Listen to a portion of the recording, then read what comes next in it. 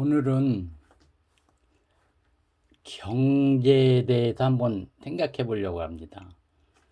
나는 경제학자가 아니기 때문에 그 학자들이 주장하는 경제는 잘 모르고 그냥 오랫동안 나이를 먹고 살다 보니 내 나름대로 생각하는 경제에 대해서 한번 말해 보려고 그래요. 이제 아주 오래전부터 옛날부터 생각하기 옛날 밭을 일고 논을 해서 생산할 때 그때는 그들 스스로가 누구나 자립을 해서 생산자가 곧 소비자라고 이렇게 생각을 해요. 뭔 얘기냐면 무엇이든 생산한 사람이 그 생산한 물건을 다른 사람이 생산한 물건하고 물물 교환을 했기 때문에 그때는 자립의 시대라고 경제가 스스로 자립하는 시대. 근데 요 시대에 자립해서 물물 교환하는 시대에 무슨 문제가 생겼냐면은 인구가 증가를 하는데 생산량은 증가가 인구의 증가를 못 따라가는 거예요. 이게 생산 증가가 인구 증가를 따라가지를 못해요. 그러다 보니까 어떻게든 이 사람들을 스스로 자살해서 죽지 않는 한은 어떤 대책이 필요한데 그 대책은 다른 게 없대요. 남이 먹이를 빼앗아 오는 거. 이거 말고는 다른 방법이 없대요. 아무리 논밭을 일궈도 인구가 증가하는 많지 생산 증가가 못하는 거예요, 이게. 그러다 보니까 이게 부족 간에 허구한 날 싸움이 나죠. 싸움이 나니까 여기서 리더자는 어떻게든지 이 외부에 이 침략을 막아야 돼요. 약탈하는 것을. 그래서 조직을 꾸몄는데 그 조직을 꾸민 게 바로 국가라는 조직이죠. 국가. 이 국가를 꾸민 데는 안보에 무조건 약탈당하지 않기 위해서. 그러다 보니까 이 국가를 조직하다 보니까 뭐가 이제 갈리냐면 생산자는 생산을 계속 해야 되고 이 안보를 주는 국방 조직이 갖춰져야 돼. 그러다 보니까 행정 처리를 해야 되거든요. 이 둘을 분리해서 하다 보니까 지키는 사람과 이 지키기만 하는 건 아니죠. 만약에 인구 증가하는데 생산 증가가 부족할 때는 이 국방 조직이 남의 걸 약탈하러 가는 거죠, 이제. 어떻게 할 수가 없으니까. 지금처럼 가족 계획이 있어서 인구를 조절할 수만 있었으면 이런 사건은 안 터지죠, 사실. 그냥 다 평화롭게 살았지. 다 자기들 조금씩 논을 치고 밭을 치고 해서 식량 증산을 하면 식량 증산에 맞게끔 인구 증가를 조절했으면 전쟁이라는 게 일어나고 싸움도 안 일어나는데 절대로 그건 할 수 없는 것이 이 사람은 보통 6명만 둘이 6만 나도 보통은 6은 나는데 수명이 짧던 게 6만 나도 3배로 증가를 해 인구가. 근데 생산을 3배로 늘릴 수는 없어요. 그 옛날에 60의 나이가 보통 한 세대로 봐도 이 3배를 증산을 못해. 어찌됐건. 그러다 보니까 결국은 남의 걸 약탈해서 먹어야 되는데 말은 이제 처음에는 안 보죠. 지키는 거. 일단 지켜야지. 지키다가 자기들이 식량이 부족하고 이 가족계 인구 증가가 많을 때는 어떻게 남의 나라를 약탈해서 해야죠. 근데 요런 조직을 하면서 그때 이제 나는 이제 서양에서 어떻게 했든 간에 내 이제 이 중국의 그 문화하고 이렇게 해서 하는 건데 그때 당시 이렇게 둘로 나눴대. 의민, 의인. 그래갖고 요때 국가를 세우면서 국방 조직을 갖고 행정을 꾸미면서 생산자를 의민이라고 그랬대요. 지금 국민하죠. 백성, 민자인데 이 사람들은 농사를 짓거나 무엇을 만들거나 생산을 해내는 사람들이에요.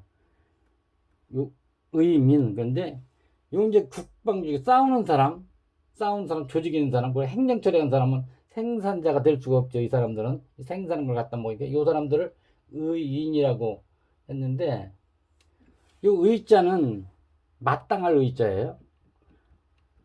마땅할 의자인데 무엇이 마땅하냐면, 요 생산자가 조상이 그러니까 자기가 일군 논밭이 아니라 조상이 일군 밭을 가지고 농사를 생산을 해서 먹고 살면 이 조상에 대한 고마움을 갖는 것이 마땅하다는 뜻이에요. 그럼 이 사람만 먹냐? 그 조상들이 갖고 오는 논밭, 만들어 놓은 논밭에서 농사를 져먹고 살면 이 사람들 먹냐? 이 같은 행정을 보는 사람들도 같이 먹고 살죠. 이 사람들도 마땅히 고마워해야 된다는 거예요. 그 논밭 일군 사람들한테. 근데 여기는 왜 민자를 쓰고 여기 인자를 썼냐? 요게 인자는 그 사람이요, 동물적인 인심과 마땅하게 살아가고 예의 도덕을 지키며 살아야 하는 도심이 있는데, 인심과 도심이 있는데, 요 사람들은 도심은 안 가진 사람들이 이렇게 본 거예요. 이거 싸워야 되고 막 그 행정 처리하고 생산할 시간도 없이 막 해야 되니까 요 사람들은 인심이 많다. 이거 인심이, 예? 도심보단 인심이 많다. 그래서 의인이라고 했고, 요 민자는, 백성 민자는 이 사람들은 마땅히, 예? 생산을 해서 모두가 그 가족이나 모든 거죠, 국가 조직이나 모든 게 먹고 살아야 되니까 이 사람들은 백성 민자를 쓴 거예요. 차별을 뒀어요. 의인 이런 행령 처리하는 요 사람들은, 이 사람들을 조선에서는 선비라고 그랬죠. 선비. 이 생산자가 아니라 이 행정조직에 의해서 국가의 거치를 하는 공무원이죠. 그러니까 관료죠. 관료. 통틀어서 요 사람들은 엄청나게 공부를 해서 청렴결백과 이 사람 생산하는 사람들에 비해서 자기들은 생산 없이 먹고 사니까 이 사람들은 항상 고마워하고 비리 같은 거 이런 거 저지르지 않게끔 공부를 해야 돼요. 이게 이 사람들이 공부하는 사람들 선비라고 했어요. 이게 의인이 되기 위해서. 요렇게 인구 증가 때문에 안 보고, 그러니까 지켜야 되고, 또 가족 계획이나 남의 거를 약탈해서도 먹고 살아야 국가가 꾸려지니까 요렇게 경제가 이제 바뀐 거예요. 이제 하나는 의인들, 생산자 의인들, 국방조직 행정처럼 민하고, 이건 백성민자 의민, 의인이라고 그래요. 의인은 여기 선비들이 이렇게 되는 건데 엄청나게 공부를 해야 돼. 이게 그러지 않으면 부정부패. 지금 공부를 그렇게 여태까지 했어도 부정부패 생기는 거 봐요. 그럼 엄청나죠. 화천대요. 이게 선비가 이걸 해야 되는데 선비 공부도 안 하고 한 사람들이 아무나 돼서 그래. 생산자도 아니고 그 사람들은 도대체 뭐 하는 사람들인지. 차라리 생산자나 하면 이해가 가는데 생산자도 아니고 이 행정처분에 관료가 될 사람들이 이게 선비 공부 엄청 해야 되는데, 그럼 공부를 안 하고 하니까 부정부패하고 엄청 맨날 내로남불하는 거예요. 주왕이 이 공부를 많이 한 사람이 관료가 되기 위해서 자기를 찾아오면요, 밥 먹다마다 숟가락을, 밥 먹다마다 나가고 이 선비를 맞아요. 많이 배운 사람들 엄청 대접을 해줬어요. 왕도 엄청 대접을 했어요. 이 선비들을, 많이 배운 고있기를 이 관료직을 시키려면 그 정도 해야 되는데, 요즘은 공부를 어떻게 했는지 맨날 허구한 날 내로남불만 하고. 요런 시대가 있는데 요것이 농업국가였을 때 요런 식으로 이제 된 거예요. 그런데 이제 여기서 이제 점점 산업화가 돼가지고, 산업화가 되니까 이제 산업을 하는데 자본이 필요하지. 자본, 공장을 차리고 회사를 차리면 자본이 필요해요. 그리고 농사 짓는데도 자본이 필요해요. 이제 이 자본주의가 어떻게 되냐면, 처음에는 이제 어떤 단체가 있는데 자기들끼리 공동체를 가져갖고, 야, 우리 농토를 더 많이 늘려갖고 농사를 져서 나오면 우리가 그만큼 식량이 증대되는 거니까 조금 어디서 돈을 빌려더라도 사람을 사서 밭을 일구자 아니면 논을 일구자. 그러니까 이 자본주의가 생기는 거는 사람을 부리기 위해서예요. 왜냐면 사람을 부려갖고 논밭을 일궈서 식량 증산. 식량 증산이 되면 좀 적게 먹더라도 이 빌려온 자본을 갚고 이자를 쳐서 갚고 나면은 자기들 식량이 늘어난다는 거예요. 그래서 자기들 능력 이상으로 사람을 자본을 끌어다가 사람을 돈을 주고 시켜서 농토를 확장시키는 그런 게 이게 자본주의 근본이에요. 그리고 산업화되면서는 또 어떻게 하면 공장을 만들어서 사람을 시켜서 생산을 해가지고 그 생산 파는 걸로 다시 확대시키는, 그러니까 확장을 시키는 거예요. 산업은 물론 농사도 확장을 시키고. 그러다 보니까 여기서 같이 안 하고 노동을 해서, 그러니까 단순 노동을 해서 생산을 도우면서 정한 임금이죠. 근로 수당을 받고서 하는 사람들이 자기들에게 덜 준다고 불평불만이 이제 생기기 시작하는 거예요. 농사 짓는데도 그렇고 산업화도 그렇고. 그리고 요거 때까지만 해도 엄연히 노예제도가 있었어. 노예제도. 노예는 돈도 못 받고 하는 거예요. 돈도 못 받고 어느 정도 이제 먹고 사는 거는 주지. 먹고 사는 건 노예도 굶겨 죽게 하죠. 뭐. 그렇지만 여기도 근로자는 수당, 자기 먹고 사는 거 가지고 수당, 근로 수당을 받고 하는 건 노예하고 같이 산업화하고 이 농업 사이에 같이 종사했는데, 여기서 이 산업 부분에서 노동자들이 결승을 하면서 단체를 가지면서 불평불만하고 이 자본을 가진, 이거 부르주아죠? 자본을 가진 사람들이 불만이 생기기 시작했어요. 이게 1920년도 넘어서부터 이 노조들이 1924년에 영국에서 노동자 단체 금지법을 폐지시켰어요. 노동자들이 단체를 일으켜서 항상 말썽을 일으켜 무서워서 영국에서 산업화가 되면서 노동자들은 단체를 가지면 안 된다고 법으로 금지시켰는데, 이것이 노동자들이 힘이 더 세다 보니까 어쩔 수 없이 1824년에 그 노동자 단체 금지법을 폐지시킨 거예요. 그리고 어떻게 이제는 거기서 그때 막스가 나왔죠. 막스가 1948년 공산당 선언을 내요. 그래가지고 이제는 무엇이 좋다 나쁘다 나는 뭐 생각을 할 필요도 없으니까 이렇게 해서 영국이 1824년에 노동자 단체 금지법을 폐지시키고 나서 24년 뒤에 공산당 선언을 하는 거예요, 막스가. 근데 여기서 이제 우리가 제일 이걸 얘기하는 주 고치는 경제를 얘기하면서, 자본주의는 자본을 대갖고 산업돼서 만약에 거기서 인명사고가 나거나 무슨 일이 발생해서 사람들의 피해가 가거나 할 때는 이 자본주가 그 모든 일이 일어난 사건에 대한 책임을 져야 되는 거예요. 끝까지.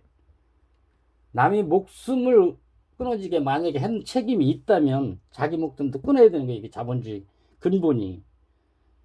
그러니까 엄청 어려운 게, 이게 지금 자본주의가 쉬운 거 아니에요. 자기가 자본을 줘서 남을 일을 시키거나 고용을 했을 때 그 사람이 죽거나 만약에 사고 나거나 그 많은 사람들이 하면 그 책임을 자기 자본주가 져야 돼. 남 죽었으면 자기도 죽어야 되고, 가족이 몰살하면 가족도 해야 되고, 이 자본주의 근본이 그래요. 근데 요게 막스가 공산주의를 주장하면서 뭐냐면, 이 자본주의는 자본주가 다 각각이에요. 나중에 합자해서 생겼다고 해도 불과 몇 명, 10명, 20명, 30명 막 자본주가 합자해서 해서, 그러니까 주식회사에서 100명, 200명, 1000명, 10,000명 생겨도 요건 자본주가 무한 책임을 져갖고 큰 사고를 해도 어떤 자본주가 10명이 유한 책임을 지고도 그 사람들이 사라지면 돼요. 그러니까 그 사람 죽든지 가두든지 법정제라도 해서 사라지면 이게 무한 책임을 지는 거니까 자본주가 무한 책임을 지는 책임 끝이 없다는 얘기. 무한 책임은 자기가 자본주가 뭐 하다가 일이 생겼으면 그 책임을 끝도 없이 져야 된다는 얘기. 다 무섭죠 이게. 자본주의가 그냥 거있잖니. 근데 이 공산주의는 어떻게 돼요? 자본주가 누구요? 국가요, 국가. 자본주가 국가. 그러다 보니까 이 무한 책임을 지면 국가가 무한 책임을 지는 거예요. 무슨 큰 사고가 나면 국가가 어떻게 해? 존폐가 존폐 논란이 일어나죠. 왜냐면 말하자면 노동당이 무한 책임을 지는 거예요. 만약 사고 나면 예를 들어 100명이 죽었다. 그럼 노동당 100명 같이 죽든지 감옥도 가든지 사라져야 돼. 이 무한 책임에서는 자본주의 원래 근간은 무한 책임이에요. 근데 이 막스가 공산주의를 말하면서 이걸 무한 책임을 할 수가 없는 거예요. 원래 무한 책임인데 이 막스가. 그래서 이거 무한 책임을 공산주의라면서 모든 게 국가 공산주의라는 거 노동당에 또 국가가 거의가 사업이나 농업이나 해서 그러니까 공동 작업 공동 분배 모든 걸 이런 거 이렇게 논리로 나가는데 책임은 누가 질 거예요? 이게? 무한 책임을 지면 이 국가가 존재할 수가 없죠. 그러니까 막스가 책임은 언제나 기업이나 뭐나 유한 책임으로 한다. 유한. 그게 책임을 정했다는 게 뭐냐면 자본을 대해서 무엇은 사고를 했으면 그 자본만 사라지는 걸로 책임을 다한다. 이게 막스가 유한 책임을 주장했어요. 이 사업이나 모든 것. 무한 책임이라면 국가가 존립할 수가 없다. 이 공산주의는. 자본주의는 어떤 자본주가 몇 명이 날아가 봐도 죽든지 말든지 감옥에 가든지 해도 나머지 또 다른 자본주가 있기 때문에 얼마든지 하지만 여기서는 안 돼. 이게 무한 책임은. 무한 책임을 막스가 유한 책임으로 바꿨죠. 유한 책임. 자본주의는 원래 무한 책임인데 그러다 보니까 뭐지? 유한이요. 책임이 한계돼 있어. 세월호 했을 때 이 자본주의 원래 근간으로 무한 책임지면 거기에 종사했던 그 사람들이 그만한 다 처벌을 모조리 다 받아야 돼. 유병헌이 같은 사람, 가족이나 뭐가 다 죽은 숫자 많지 다 책임을 져야 돼. 무한 책임이니까. 근데 이 유한 책임이 지금 현재 법이 왜 막스가 그때 주장한 유한 책임이 그러니까 거기에 투자한 자본만 다 날라갔다고 그 책임지면 끝이에요. 그게 유한 책임은. 요렇게 두 갈래로 바뀌었다는 거 경제가. 그 다음에 이제 자유주의를 주장하는 사람들은 자유주의 제일 처음에는 생산자가 곧 소비자였어요. 물물교환해갖고. 이 자유주의가 되다 보니까 이제 생산자가 곧 소비자가 아니라 생산자는 생산자, 소비자는 소비자, 분리가 된 거예요, 이제. 이 사람들이 여기 와서는 국가 안보에서는 의민이었고, 이 사람들은 의인이었었죠. 이것이 완전히 사라지고, 소비자는 어떻게 돈을 벌었든 간에 소비를 할 수 있는 권리가 있는 거예요. 이게 권리. 자유주의는 이 사람이 돈을 훔쳤어도 이 소비자가 훔쳐서 들키지만 않고 만약에 이게 그렇게 했다면 이 소비를 할 권리가 있어요. 이런 데서는 없었죠. 사실 돈 버는 게 이 월급으로 정해져서 이거 행정결론으로 딱 정해서 이 사람들보다 이 사람들이 잘 살 수가 없어요. 잘 살게 해지를 안 해요. 이 생산자보다 이 관료들을. 근데 자유주의가 되면서는 이제 생산자보다 관료가 더 잘 살게 됐어요. 더 잘 쓸 뿐만 아니라 돈을 어떻게 버는데 출처가 알지도 못해요. 요 화천대유가 그렇게 돈 벌어서 합법인 그 사람들이 그 돈을 갖고 얼마나 소비할지. 이 사람들이 피땀 흘려서 피땀 흘려서 20만 원을 벌으면 이 사람들은 그냥 그렇게 거저 생긴 돈으로 다 살 수가 있는 거예요. 이 사람 한 사람이 이 사람들 100만 명이 생산한 걸 다 살 수가 있어. 어떻게 벌었든 간에. 이게 바로 자유주의. 자유주의. 자유가 생겼죠. 그래도 여기까지는 예? 생산자 소비자가 분리가 돼 있어도 자유주의는 요 생산한다는 것이 실체가 있었죠. 실체 생산하는 게 뭐냐면 쌀, 어부, 뭐 반도체 뭐 해서 이게 구분이 딱딱 돼 있어요. 그래서 그 생산해내는 물건과 여기서 이 생산한 물건의 가격, 그래서 정부에서 총 생산 얼마, 소비는 얼마 이렇게 분리를 할 수 있었어요 이때는. 그리고 생산이라는 것은 실제로 이 재화가 될 수 있는 실물이에요, 실물. 요때 자유주의는. 그러니까 실물이 아닌 거는 생산이라고 할 수가 없어요. 돈이 이자로 들은 이자 돈이 생산이냐? 여기서는 아니었죠. 이자 돈은 생산이 아니야. 그리고 월세를 받아서 돈을 챙겼어? 그것도 생산이 아니었죠. 자유주의에서는. 엄연히 생산이라면은 실물 가지고 사람이 사용하고 먹고 소비시킬 수 있는 물건을 생산이라고 그랬지. 이자 돈, 월세 받은 돈, 토지 빌려준 돈, 뭐 땅 파는 돈 이런 건 생산이라고 보지 않을 때 이 자유주의. 그러나 이제 신자유주의 오면서 신자유주의 했죠? 신자유주의 이게 1900 이거죠 뭐 경제학자도 여럿이 있는데 아직 그런 건 나한텐 필요 없고 이 신자유주의를 좀 나쁘게 본 사람 있죠? 영국에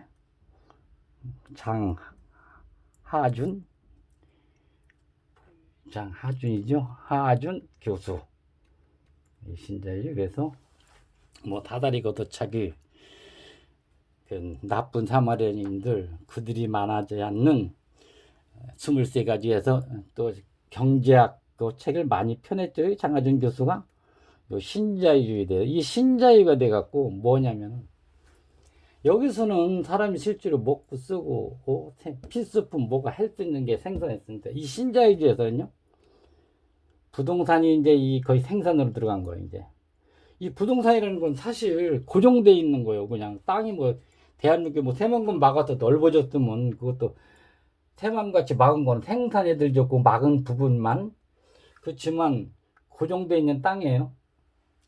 그리고 금융 이것이 이자가 생산으로 들어간 거예요. 부동산은 이것이 새만금 막아서 생산하는 게 아니라 자기 집을 갖고 있어도 자기 집을 월세로 살면 얼마라는 책정을 해서 그게 GDP로 들어가요. GDP 생산으로 총 생산에 총 생산량에 이게 월세로 사는 건 금융 이자 그 빌려준 거 다 생산이죠. 이것이 돈이 주식 또 여기서 이득이 생겨 이것도 생산 그 다음에 비트코인 이거 새로 나왔죠. 이것도 이제 생산으로 보려고 그래요 지금.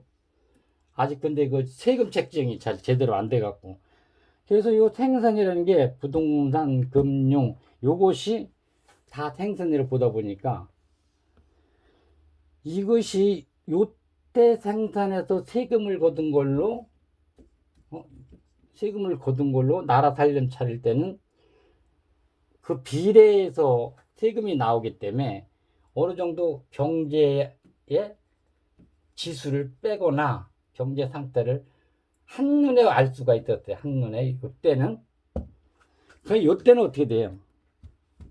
이때는 이놈 부동산 월세 사는 거 뭐 전세 월세에서 뭐 해도 하는 게 다 GDP로 올라가고 금융 이자에서 채권이 그 주식이 그리고 요 주식이 올라갔다 내려갔다 이게 주식 뭐 올리면 이거를 만약에 10만 원 하던 게 1000만 원 가서 주식이 그럼 이게 얼마가 이게 생산이 되는 거예요 이게 도대체 이 주식이라는 게 한 번에 막 돈이 이 생산국에서 근데 요거를 신자유주의 하는 국가들이 이 부동산을 국가에서 운영한 거예요. 그리고 금융도 국가에서 운영했어요. 주식도 국가에서 운영했어요. 그럼 어떻게 돈이 여기서 이 쏟아지는 돈이 진짜 천문학적인 돈이 막 쏟아지는 거예요. 국가에서. 돈이 남아도는 이제 돈이 세금 뭐 이거 생산해서 나오는 세금도 아니에요. 여기서 나오는 돈이 천문학적으로 막 쏟아지는 거예요. 근데 요 천문학적으로 쏟아지는 돈이 누구 돈이냐면요. 부동산 아파트 분양받은 사람. 네? 또 대출받은 사람. 이 주식도 맞아면 대출받아서 이거 산 사람. 다 요 사람들 거니까 이 쏟아지는 개인 돈이 개인이 재산은 집으로 만약 1,000만 채를 갖고 있다고 그래요. 아니면 수십만 채를 갖고 있었고 빚이 수조에 달해. 그럼 그 집을 팔아서 갚으면 된다지만 안 팔려면 이거 못 갚는 거예요. 안 팔리면 못 갚지. 집이 안 팔리는데 어떻게 갚아요? 이게. 금융도 빌려서 뭐를 사고 해도 주식을 사고 뭐 했대? 이 사람들 이게 주식이 망하면 이 사람들 못 갚을 돈이야 이거. 그럼 비슷하다. 비트코인도 마찬가지고.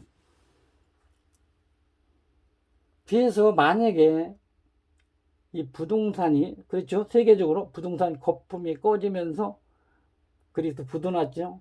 그 부도는 날라고 하는 나라들이 상당히 많죠. 요거 안 꺼져야 돼 거품이. 안 꺼져야 이 금융이 돌아가고 금융이 돌아가야 이 세금이 다 이게 나오죠. 부동산에 나오지. 이거 정부에서 하는 거니까 정부 돈 갖다가 대출 받아서 이자 받아서 그걸 GDP 세금으로 책정을 해서 하는 거니까. 여기가 경제학자들이 지금 경제 총리도 있고 다 했지만 이 상태를 도대체 이때만 해도 다 캘 수 있었는데 이 신자유가 되면 어떻게 해결해야 할 거의 기가 없어요. 왜냐하면 뭐 이거 부동산을 언제 어떻게 될지 모르거든. 사실은 이게 거품이 언제 거일지. 이게 팔지도 못하고 올라가지도 않고 이익도 안 되게 하면서 이자 돈만 내게 되면 어떻게 돼? 이자 돈만 계속 나오면 죽는 거지. 뭐 목매달아 죽는 수밖에 없어. 이 금융고 이렇게 안 나오고 금융도 역시 여기도 금융 갖고는 목매달아 주식도 마찬가지.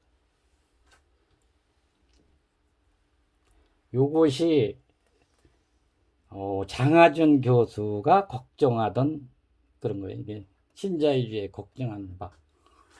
이것이 거품이 꺼지는 순간 큰 문제다. 그래서 장밋빛 안경을 쓰고 보지 말라고 하는 건데 여기서 이제 이게 제발 이 부동산이 말썽돼야 돼. 가격이 하락하기 시작했다면 이제 그때는 어떻게 난리가 나는 거죠. 이제 계속 올라야지 뭐. 오르기만 바라야지 어쩔 수 없대. 요걸로서 경제학자가 아닌 일반 사람이 내가 생각하는 경제 요걸로 오늘 요걸로 마치겠어요.